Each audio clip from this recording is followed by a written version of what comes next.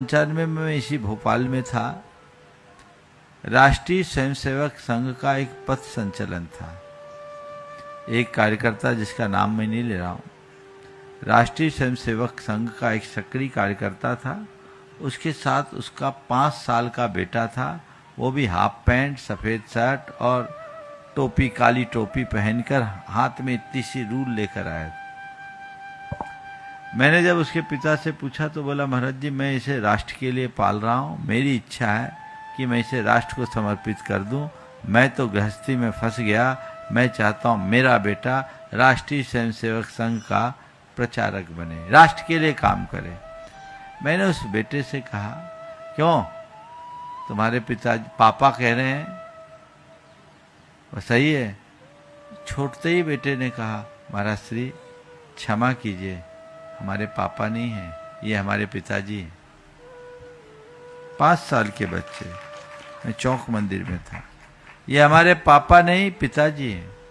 मैंने कहा ठीक है, तुम्हारे पिताजी कह रहे हैं कि तुम्हें प्रचारक बनाएंगे, कभी तुम्हारे पिताजी भी ऐसे कहते थे, उनने शादी कर ली, तुम भी कर लोगे क्या?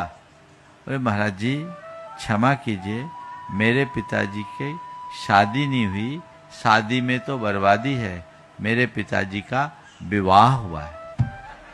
5 साल का बच्चा। फिर बातचीत आगे बढ़ी।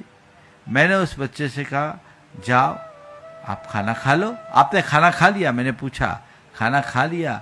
बोला, महाराज हम खाना नहीं खाते, खाना तो मियाँ खाते हैं, हम भोजन करते हैं।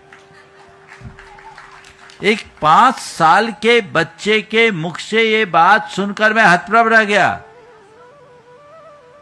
ये संस्कार पिता के दिए हुए संस्कार थे। ऐसे संस्कार यदि बच्चों में घोंट घोंट के भर दे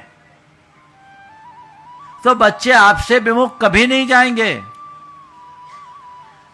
इसलिए मैं पुनः दोहराता हूं, बच्चों को धर्म सिखाने की जगह बच्चों में धर्म जगाने का उपक्रम कीजिए। जब धर्म जगेगा, जीवन बदलेगा।